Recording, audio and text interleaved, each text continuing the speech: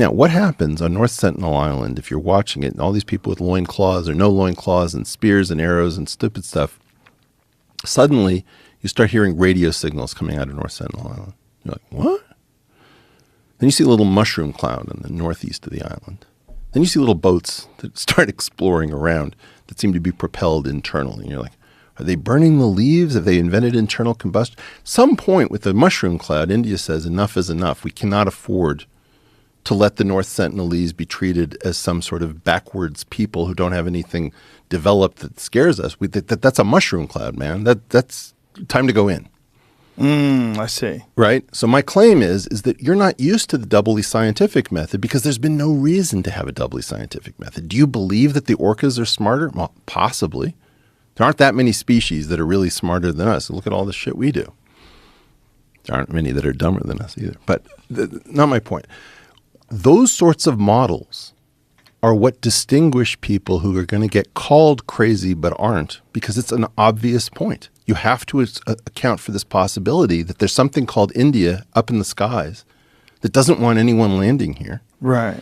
Who's monitoring what's going on, and they're not going to be infinitely patient if they exist. Now, if that's true, and we can leave, and we can't civilize ourselves, and we bring this mad technology with us, this ability to destroy, I personally feel responsible in a way that my colleagues don't.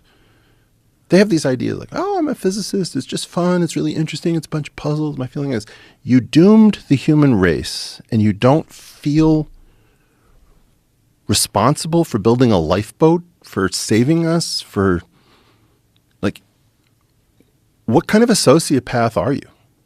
Like, I'm not even a physicist, Joe, and I feel responsible.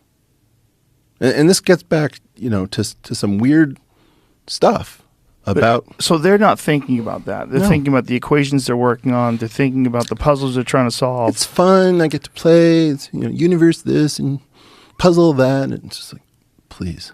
It's not... Do they not think of a way to leave the Earth because they don't think it's a surmountable... Correct. They live in space-time. They've crawled into the map, the prison built by Einstein, and they know that it's not right. Because there are these two singularities. There's this singularity at the beginning of time, which we call the Big Bang, assuming the time were one-dimensional. And it's part of something called the Friedman-Robertson-Walker space-time model. And there's another one at the bottom of the black hole called the Schwarzschild singularity. And the fact that space and time kink at these 2 points is an indication that we have something wrong to a mathematician or a physicist. It says your equations work pretty well right up into the point where there's some error that you have that you don't understand, and you have like a division by zero error. And if you could figure out your error, you don't know what sin you committed, but the way that you know you committed a sin is that you have a singularity. So they know that there's some successor theory. And they'll give lectures about space-time is doomed, and I'm going to talk about non-commutative geometry. But these are all ways of avoiding the fact that you haven't done your homework for 50 years, okay? So like there's some class that you're supposed to show up to and you haven't been in a long time. You don't want to show up and suddenly say, what? What's going on? That's what's happening. They are living inside of Einstein's model. So when you say something, they'll say, well, that's impossible because you can't go faster than the speed of light. And it's like, that's a space-time concept. That's an Einsteinian concept. You're not thinking post-Einsteinian. You're not thinking about recovering Einstein, or Einstein is what we would call an effective theory. You're thinking that you really live in space-time, so you know what you can do.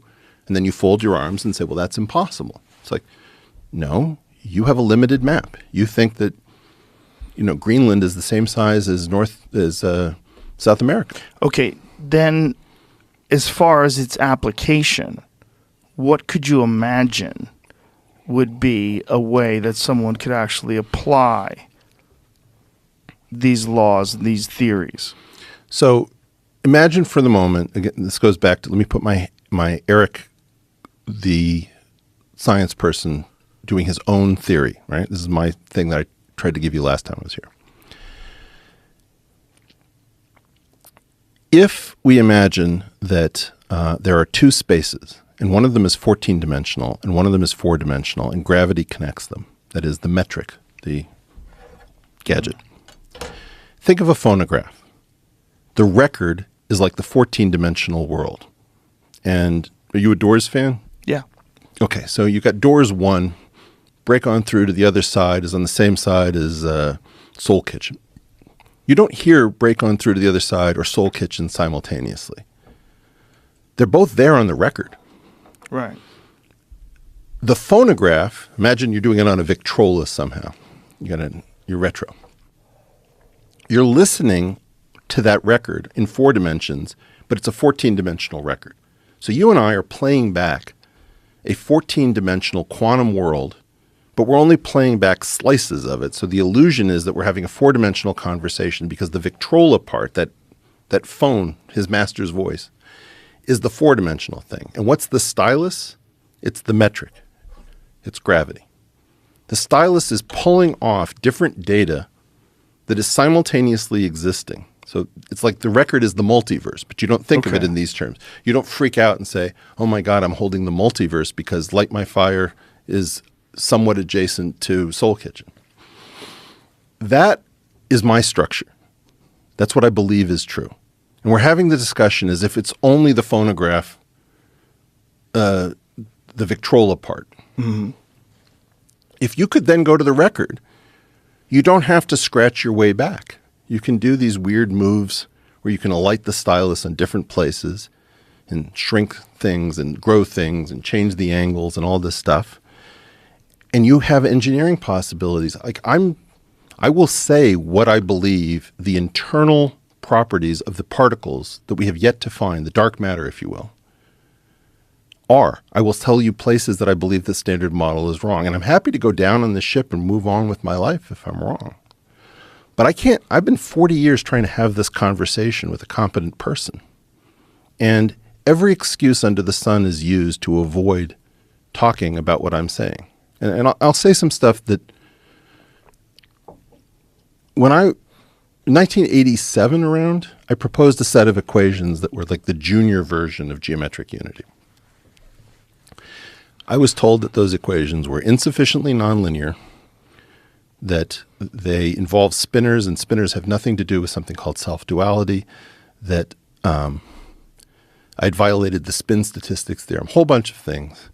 And I was invited to leave Harvard, where they said, you have to move out of Massachusetts. You cannot live in Massachusetts. And I said, you don't have the right to tell me where I can live. That's not part of our agreement. They said, well, if you want to continue in this department, you have to move out of Massachusetts. What was the reasoning behind that? They thought I was wrong and crazy.